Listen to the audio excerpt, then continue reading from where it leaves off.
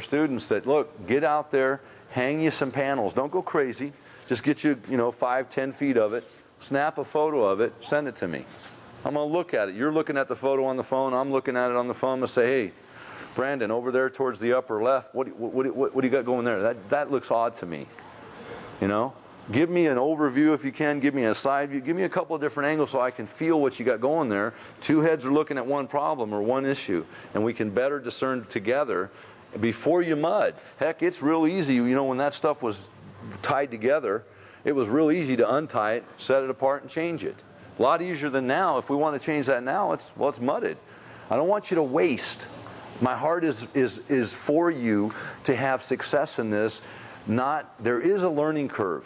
There is that, I'm going to take one step forward, one step back. I'm trying to reduce the step back for you. I want you just walking forward. If you walk forward, I'm going to walk forward. I understand that, and I say, we here as a total body understand that, and we'll serve you to that end. We will overserve you because it's good for us. We're not Mother Teresa's. There's something in it for us. There's cash, but there's got to be cash in it for you, and we are your guide into this successful movement. You can try and do it on your own. A lot of you have the aptitude to do so, but I still say two heads are better than one. So email me some photos. Tell me what you're trying to do, and we can look at it together. Any questions? Yeah. You ever use modeling clay to try to conceptualize the overall shape of it? I never have. So you can kind of see it 3D. I'll tell you what you can do. Some people, if they're struggling in a smaller realm, right. But I'm not that type of an artist. I don't have that capability. I'll tell you what I will do, though. I'll take cardboard and I'll template it up and say, there's a rock. Now, obviously, it's going to have a little more undulation than cardboard, but you can get some basic shapes like that, conceptualize it, say, oh, yeah, I like that, and then start taking those and cutting those templates out and screwing them to the wall.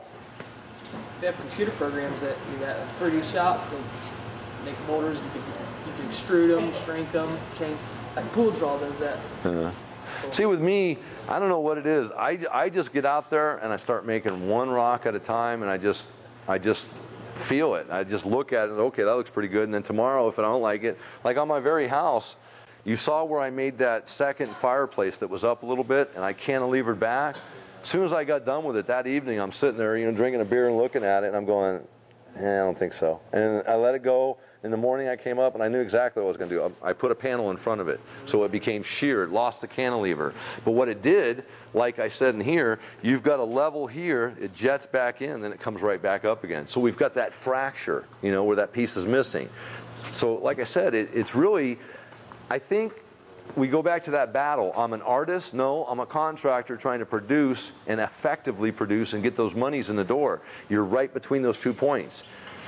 I still don't mind taking a little time to undo stuff to make it a little bit better. I like making sure it's good looking stuff. Like I said, I was telling some of the guys earlier, I got 15 days into this unit right here, cutting and mudding it. Now, if this was a unit that was built in place, not even half that time. I mean, 3 to 5, 6 days at the most to kind of, I can't even see that. The installation is easy of this. What's hard is trying to make this a removal, a system that interlocks without one fastener and is transportable. That's what took me so much time, is trying to make that sectional. Okay, if this was an installation, it would be bing bang boom. It'd be a lot quicker. I don't even think it'd be. I said 6 days. That little unit over there, but right now probably a total of 2 man days in it right now, even with your time. That waterfall. So if I liken that to this, I can't see more than about 3 to 5 days tops. But yeah, it took me 15 days to make this. Skylar would have probably made it in half that time. Each one of us is a little different, but I tell you, I'm particularly proud, and I've had so much feedback. You got to understand, this went to the National Pool Spa Show there, the Aqua Show in Vegas, the 29th, 30th of November, and the 1st of December. It literally stole the hearts of so many professionals in the industry. We've gotten so much feedback from every state in the union. We've had sales from every state in the union on this. We get calls daily on this. It's on our website. It's just photographic images that aren't even installed. They were on our shop floor. Laura cropped it out, filled this with some water electronically, and it's not even plants or waterfall. This unit right here comes out. This is an interchangeable piece I didn't have enough time for the show. We've got a waterfall unit that's about finished on this. That this comes out and the waterfall unit plugs in here, and it falls, it's about 5 foot tall, and it falls into a bucket in here, like a 55-gallon drum, and recirculates to itself. You can't have a waterfall falling into hot water, it cools it. The other issue was they've got to use this lip here for their cover. It's supposed to be able to stop a child from falling in it. They couldn't allow me to if I'm going to make a waterfall, I'm going to have to hug this and make it to where it's got like a skirt down so it doesn't leak between the rock and the fiberglass. So we had to make a self-containing unit. The key is the accessories that could be made to this, a little landscaping, I call it a landscape, a rock that has a pot in it. Not a pot, but a hollow. Fire bowl, making a freestanding little barbecue or outdoor kitchens. You know, not some big outdoor kitchen, but some little cooker here. There's so many things. Ice chest. How many of you seen? Did anybody here? You may have seen. I don't know if you guys saw. It was in Skylar's yard. That thing we made for Monster House. That big rock that was a fire bowl and the cooler was built into it. Anybody see that? Nobody? I think it's on the Duralite Rock website. We did, what, 3 episodes of Monster House? Okay. We made this last thing for them, and they never used it. In fact, they went out of business now. But it was a seating set. It had 6 rocks around it. It was one big rock with like a pond in it, and we did the dancing fire there, and then we made an ice chest in it. So accessory here, I could make you an ice chest rock real quick like. I mean, you start thinking about the things that you can make, and you get stimulated to sell the things. Because if I just make siding, that's all I know how to do, I'm limited in the scope of my sales. You want to be able to apply artificial rock to so many applications to diversify your ability to sell. That's a bottom line there.